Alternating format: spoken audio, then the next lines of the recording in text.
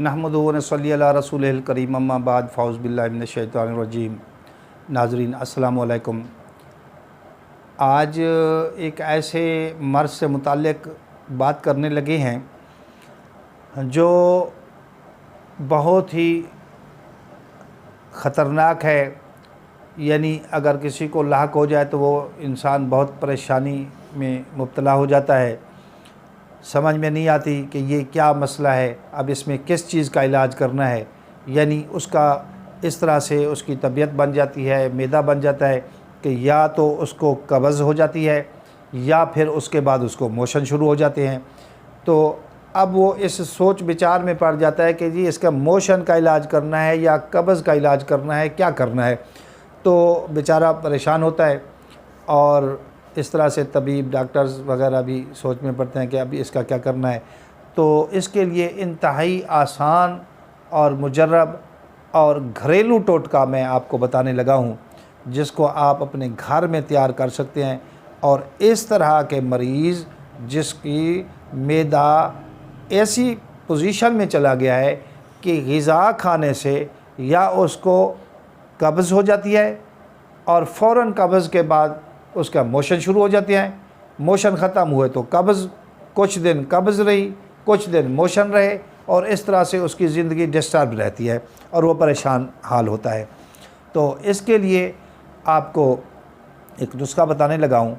तो आपने ले लेना है 1 किलो दूध ले लेना है आपने 1 किलो, और वो आपने लेना है गाय का दूध 1 किलो।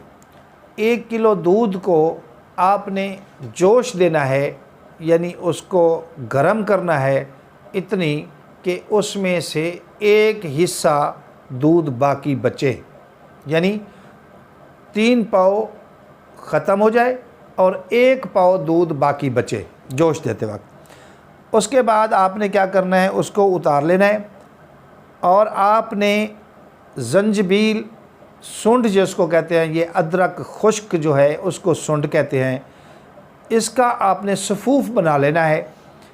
और उस सफ़ूफ़ में से आपने 6 अपना तकरीबन 10 ग्राम, यानी 10 ग्राम आपने उसमें से उसी 1 पाव दूध में डाल देना है। उसको मिक्स करके ये पी लेना है। तो इंशाअल्लाह मैदा बिल्कुल अपनी जगह पे आ जाएगा और ना ही आपको कब्ज़ होगी और ना ही आपको मोशन होंगे, और अल्लाह के फजल व करम से आप बिल्कुल ठीक हो जाएंगे। किसी ज़्यादा बखेरे में पड़ने की ज़रूरत नहीं है, कोई दवाई वगैरह बाकी चीज़ की परेशानी अपने ऊपर सवार करने की आपको ज़रूरत ही नहीं है। ये चीज़ें आप ख़ुद घर में कर सकते हैं। तो इन चीज़ों को आप नोट कर लें, ये घरेलू टोटके हैं, घर में इस्तेमाल होने वाली चीज़ें हैं। आप ख़ुद इसको तैयार कर सकते हैं, आप इसको तैयार करें। और ये छोटी चीज़ें जो हैं ये आपके इल्म में होनी चाहिए, ताकि इस तरह से आप घर में अपने छोटे छोटे अमराज को ख़ुद कंट्रोल कर सकें। क्योंकि आजकल महंगाई का दौर है और इंसान जो है ना वो इतनी फंसा हुआ है इस महंगाई के चुंगल में कि वो डॉक्टर्स, तबीब, हकीम, उनके ये अखराजात नहीं बर्दाश्त कर सकता। तो चलें, जितनी हद तक आप उसको ख़ुद अपने तरीके से तैयार कर सकते हैं तो इनको देख लीजिएगा। और ये बेज़रर है, कोई नुकसान नहीं पहुंचाने वाली चीज़। आप इसको तैयार कीजिए, दुआओं में मुझे याद रखिए।